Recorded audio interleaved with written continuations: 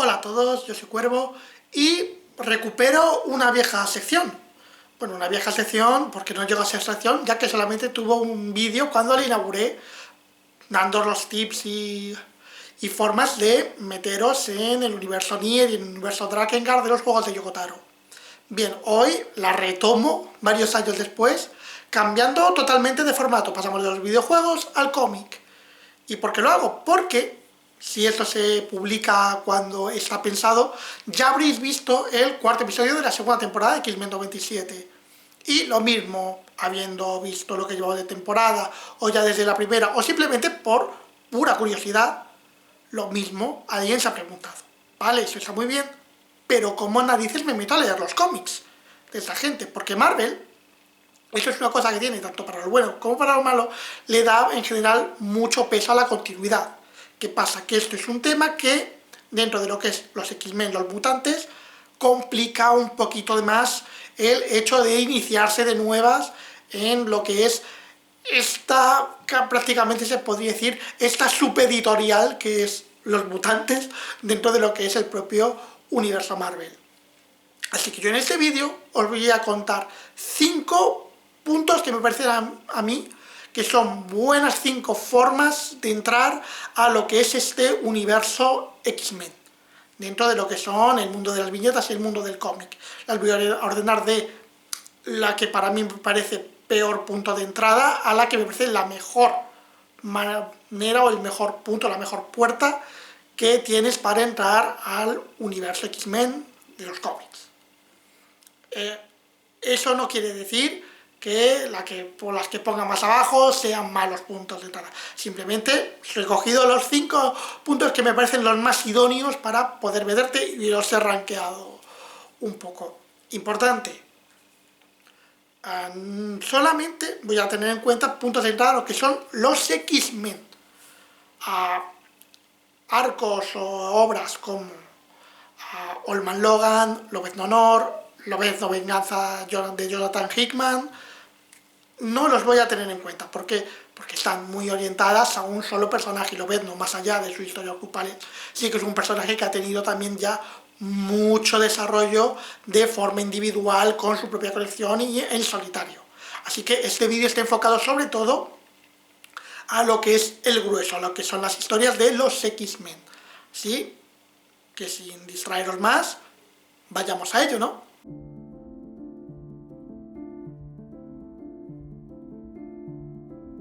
Voy a empezar fuerte. Genocide número 1 de Len Wein y Dave Crockett y la posterior etapa de Chris Claremont. Esto es el ABC mutante, los pilares sobre los que se ha construido todo lo que son los X-Men a día de hoy. Es una etapa que para cualquiera que se quiera meter en el universo mutante es de obligada lectura en al menos algún momento de su vida. Es algo que tiene que leer sí así, porque aquí están las bases de todo lo que son los mutantes a día de hoy. Están aquí, y no solamente eso, están también algunos de los mejores arcos y de las mejores historias que han tenido jamás esos personajes, y arcos icónicos que siguen vigentes y se siguen referenciando a día de hoy en la actualidad en los propios cómics de los X-Men, como son la saga de Fénix Oscura, Días del Futuro Pasado, El Nido, Inferno, la Masacre Mutante. Es la era dorada de los personajes y para mí un punto por el que todo el mundo tiene que pasar, o al menos meter el pie e intentarlo en algún momento. Porque primero que no se va a arrepentir, y segundo porque es una etapa que es importantísima dentro del universo mutante y universo X-Men. ¿Por qué lo pongo tan abajo si me parece que es algo tan supremo todo esto? Por 2 motivos muy claros. El primero, estamos hablando de 16 años de etapa, 16 añazos que estuvo Chris Claremont escribiendo estos personajes. Son muchos cómics. Y esto debe de ser el equivalente a que una persona os recomiende que os pongáis con One Piece porque está muy bien. Dentro de Marvel posiblemente el equivalente sea esto, el poneros a leer la etapa de Chris Claremont. Y yo puedo entender que de primeras querer meterte una tupa de 16 años de cómics, tira mucho para atrás. Y el segundo punto es también otro que también lleva un poco ligado a esto, y es que al final estamos hablando de cómics que van desde mediados de los años 70 hasta principios de los 90. El mundo del cómic ha cambiado y evolucionado mucho, y para alguien que no esté muy metido ya y no haya leído también cómic más antiguo, por mucho que la etapa de Claremont haya envejecido bien y siga siendo entretenida y yo creo que se puede leer bien también a día de hoy, pasar del cómic moderno a cómics de los 70-80 puede ser un salto duro, sobre todo porque puedes pasar de cosas más dinámicas a de repente encontrarte el dibujo de Dave Crocun y los tronchos de texto de Chris Claremont. El cómic ha evolucionado y ese salto para alguien que no esté tan puesto o tan metido en el mundo del cómic, que no esté ya acostumbrado a cómo se hacían las cosas en aquella época, puedo entender que dé cierto vértigo.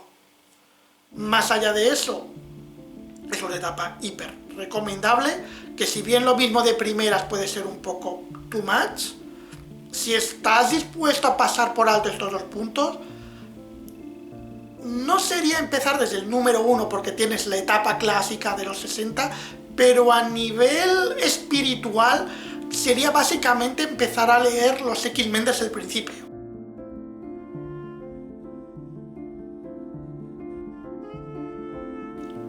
Bien, ¿quieres probar lo que es la etapa clásica de Claremont? Pero de momento te da vértigo los 16 años de cómics. Hay una solución. Es una forma de meter el piececito en la piscina para ver cómo está el agua. Y es Diosama, el hombre mata. Un one-shot de los 80, que es una historia autoconclusiva, independiente de lo que se está gestando en la colección principal de Claremont, y que se puede leer sin apenas tener contexto de los mutantes. Una de las mejores historias que ha parido Claremont para estos personajes, y una historia que muy lamentablemente sigue demasiado vigente a día de hoy lo que quiere contar. Una buena forma de que, si bien no lo puedes enlazar luego con ninguna etapa y demás, pero si quieres empezar a leer algo cortito para ver qué tal, es una obra que es de las imprescindibles dentro de lo que es la bibliografía mutante.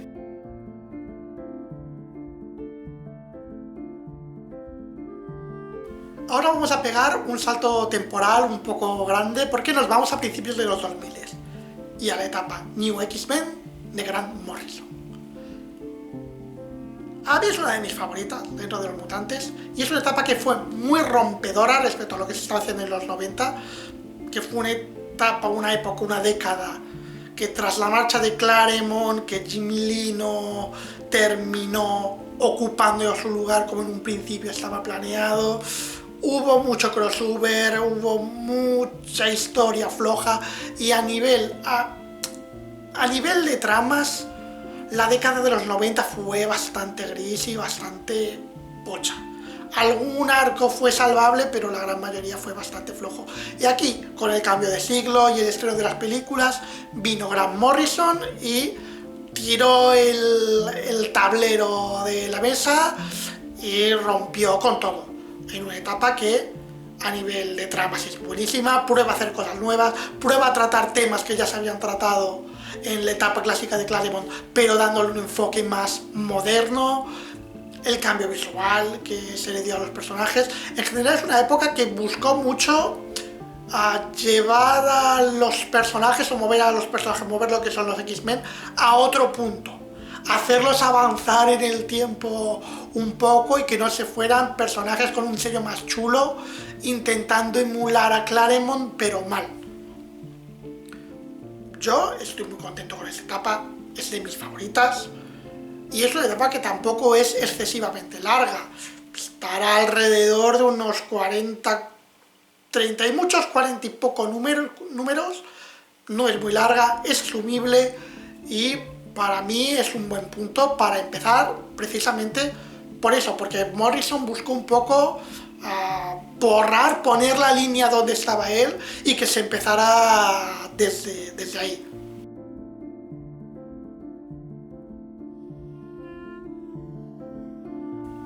Segunda posición, Dinastía de X y Potencias de X de Jonathan Hickman. Antes de que la gente que esté metida en el mundo de los cómics y también en el mundo de los X-Men venga a lincharme con antorchas y una horca. A ver, dejad que me explique. ¿Por qué os lanzo, por qué digo de lanzar a la gente a la era Krakoa?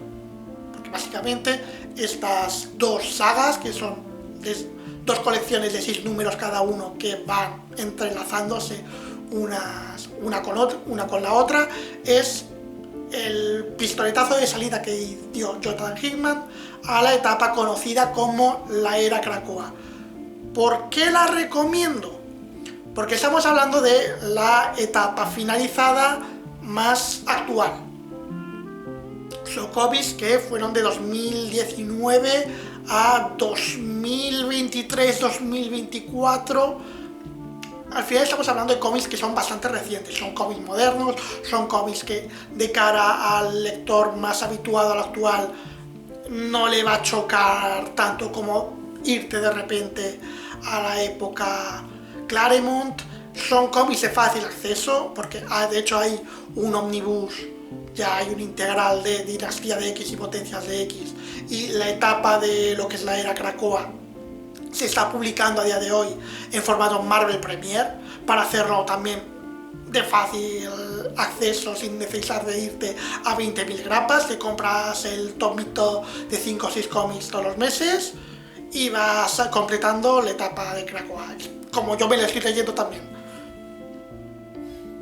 Y la traigo sobre todo porque, primero, a nivel de calidad me parece, de cara a la era actual, me parece mucho mejor esta etapa que la actual desde las cenizas, y porque esto es tan simple como te lees Dinastía, Potencias de X, y si te mola lo que lees y te llama la atención, tira para adelante con la era de Krakoa.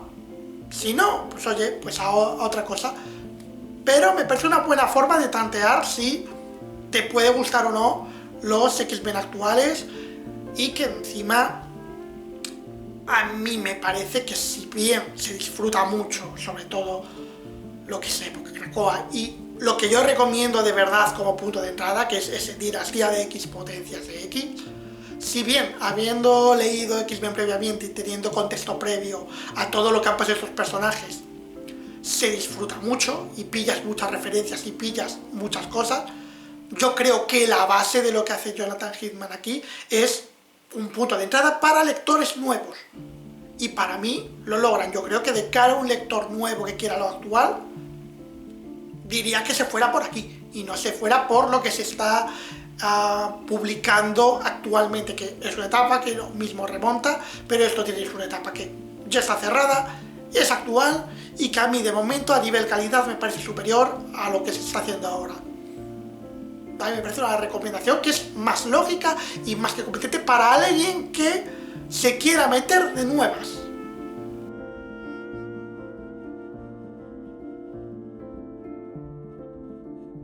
Y mi primera posición aquí, mi puerta de entrada predilecta a recomendar a alguien que quiere iniciarse en este mundillo de los cómics de los X-Men, es Astonishing X-Men de Joss Whedon y John Cassavetes. Ya sabemos todos cómo es Joss Whedon a día de hoy, pero centrándonos solamente en su obra, hay que reconocerle que aquí hizo una etapa que a mí me parece de las mejorcitas, bueno, la mejorcita para iniciarse en lo que es el mundo de X-Men. Cogió lo que hizo previamente, o los pilares y las cosas que planteó Morrison previamente, y le dio una capa, un tono un poco más clásico, un poco más cercano a lo que uno puede esperarse del cómic superheroico, y nos dio una etapa de 26 números que es cortita, es muy asumible, está cerrada y que es muy buena. Al final se te juntan varios factores, y si eso le sumas un dibujo espectacular de Cassaday, tienes una etapa que, si bien para mí no es mejor que la de Claremont y no es mejor que la de Morrison, de cara a un iniciado me parece ideal. no te pide un gran conocimiento previo, básicamente no te pide conocimiento previo porque lo poco que puedas necesitar ya te lo va contando la propia etapa. Tienes historias buenas, un dibujo que para mí es de los mejores dibujos que han tenido los X-Men, una etapa corta, una etapa que sea lo que te quiere contar, lo abre y lo cierra. En general es que me parece que es un punto inicial perfecto para los X-Men y para ver un poco lo que es una serie larga de los X-Men, pero no tan larga como puedan ser los 15 años, 16 años de Claremont o los 40 números de Morrison. Para mí, una etapa perfecta para el cometido de este vídeo. Pues nada, agradecer que hayáis estado viendo este vídeo. Si os ha servido de ayuda o os ha despejado alguna duda, o directamente si os ocurre algún cómic que yo no he mencionado, se me ha pasado directamente, no he querido traer a colación como punto de entrada, ya a vosotros os parece mejor que alguno que he comentado, podéis dejarlo en comentarios. Si os ha servido, pues lo he dicho, dejadlo también, darle a me gusta, y si os gusta lo que hacemos, más allá de este programa en el que hemos cambiado un poco la temática general de lo que hablamos en Casa Spammer, pero os gusta cómo cubrimos la serie, los podcasts que hacemos, se agradece que os suscribáis al canal, que nos sigáis, y cualquier tipo de difusión, tanto aquí en YouTube como en las redes sociales que todas son del mismo nombre, Casa Spammer. El agradecer que hayáis visto esto y nos vemos en más contenidos en el canal. ¡Chao!